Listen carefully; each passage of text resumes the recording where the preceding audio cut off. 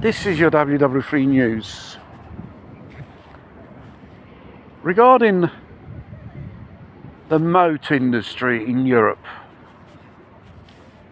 after the decision of Brussels to continue petrol and diesel vehicles, there is a snag to it. euro7.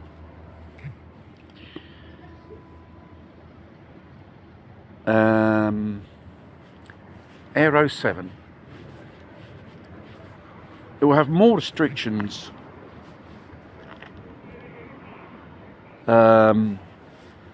regarding emissions, and it's becoming more a dystopian world on four wheels, because it will have a black box, like on airplanes. It traces where it goes, what it does, and what it doesn't do. And the thing is, which came out, is so disturbing and shocking, is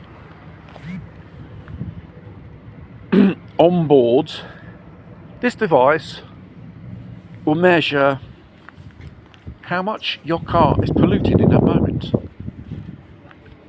and if does not respect the emissions which are been set for euro7, which absolutely ridiculous. Petrol and diesel must have the same type of emissions, which is an absolute insanity regarding, because they are they are different forms of fuel, and it could even transmit this data to the civil motorization or the nearest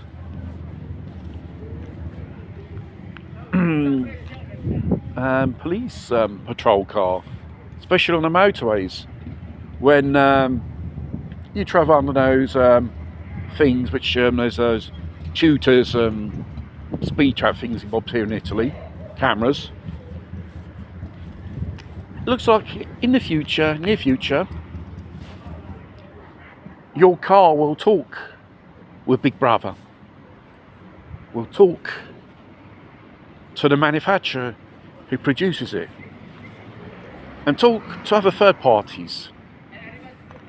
It's basically broadcasting what goes on in your car, and even underneath the hood.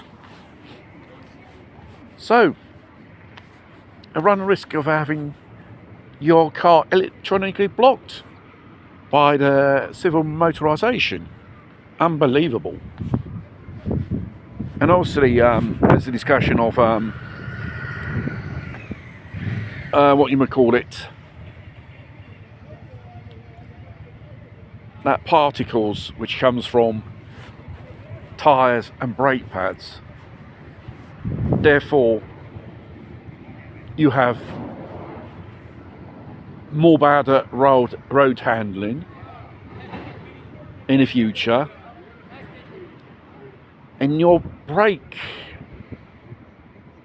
system, when you have to, do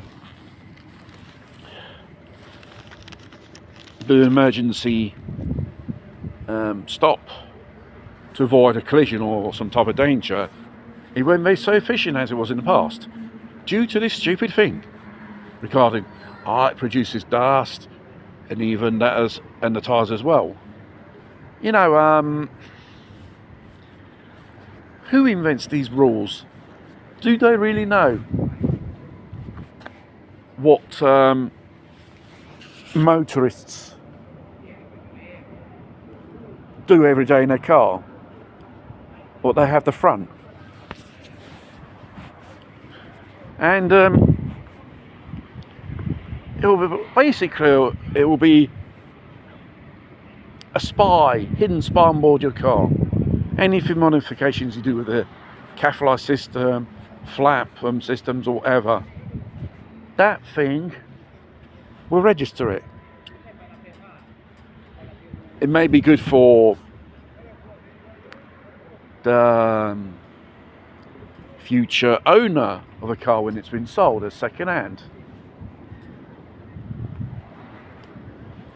And it comes into discussion the right to repair your car.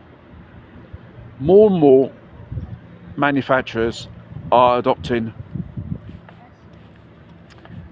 encrypted management boxes. That means only the manufacturer and those authorised can have access. You can't have access to it, like once upon a time with a common scanner or your independent mechanic. It's cutting the independent mechanic out of business, and therefore the car dealers and the car makers are just monopolising the whole thing. This is the future. It's only the tip of the iceberg. Even the engines, they will perform more worse. They will use a lot more fuel, lesser horsepower, smaller engines size in big vehicles. And it goes to show why there is a whole series of what we call it, problems with I think the Euro 6 generation of motors, PureTech, or anything which runs on 4 cylinders, because it's high compression. And obviously, if you add a turbo to it and it's 3-cylinder, the engine will wear out before time than a traditional 4-cylinder engine, which is more efficient. It's all in the name to save money and pollute less, which is a load of shit. It's all in the name to make you spend money from beginning to end. Cost of maintenance, cost of servicing it,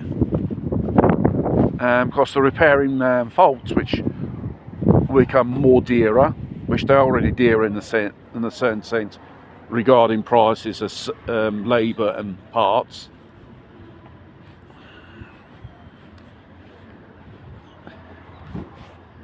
And that's why people tend to keep hold of their Euro 4, Euro 5 cars, because they're still efficient, they're still easy to repair, parts are available, and some of the things you can do yourself. Other things you can do with your independent mechanic instead of going to a mainstream car dealer garage, which there you better do the sign of the cross on your wallet